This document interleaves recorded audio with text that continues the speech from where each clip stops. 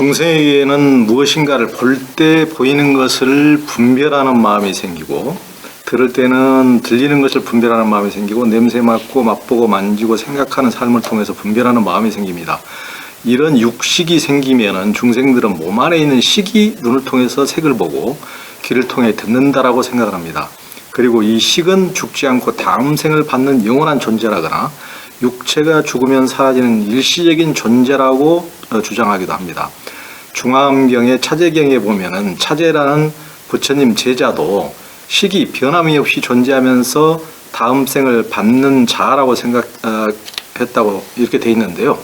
부처님께서 이를 보시고 크게 꾸짖었다고 하시죠. 많은 분들이 이 대목에 어떻게 잘못 알고 있는지요? 네. 대부분 이제 그걸 보면 눈이 본다고 생각 안 하죠. 내가 본다 이렇게 이제 말하잖아요. 근데 그럼 그때 나라고 부르는 건 뭐예요? 뭔가를 보고 있는 놈이에요. 그러니까 본다는 것은 뭐냐면 인식하는 놈이죠. 인식의 주체로서 내가 있다는 생각을 하고, 불교에서 말하는 식이 이제 위냐나라고 하는 식, 이게 사실은 이제 보는 놈이라고 우리는 알고 있는 겁니다. 그런데 이제 그 자바암경에 보면 중생들은 식이 일어나면 연기하죠. 식은 볼 때만 나타나죠. 안 볼 때도 보는 의식이 있지는 않죠.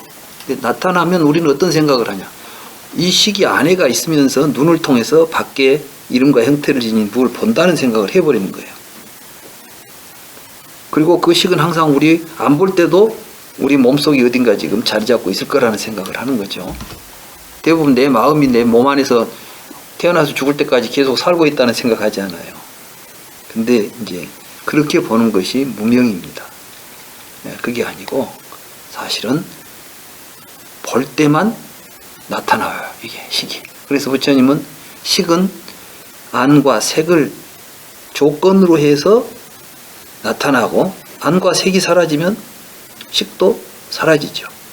이런 식으로 해서 이제 이 식이라는 것은 연기하고 있다는 사실을 알아야 된다는 이야기를 하는 거예요. 그걸 우리가 연기법이라 그래요. 연기한다. 그래서 이 식이 있을 때 우리는 마치 그 식이 어제도 보면 나타나고 내일 또 보면 나타날 것이고 계속 나타나니까 마치 그놈이 계속 살고 있는 것처럼 생각하니까 죽은 뒤에도 이놈이 어디로 간다고 생각을 하게 되거나, 또는 이제 죽으면 없어져 버리겠지 이런 생각하는 거예요. 근데 실제로 그 식은 조건에 있을 때 나타나고 있는 것이지 어디에 상주하고 있질 않아요. 머물고 있질 않다고.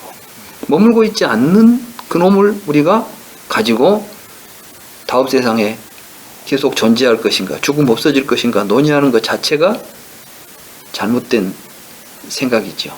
그래서 이제 부처님께서는 그 사띠가 가지고 있는 상견도 나무라지만 또 죽으면 없어진다고 생각하는 단견도 벗어나야 된다고 말씀하신 것이고, 그걸 중도라고 부르는 겁니다. 이게 중도 실상을 보게 되면 상견과 단견에 빠지지 않게 되는 거죠.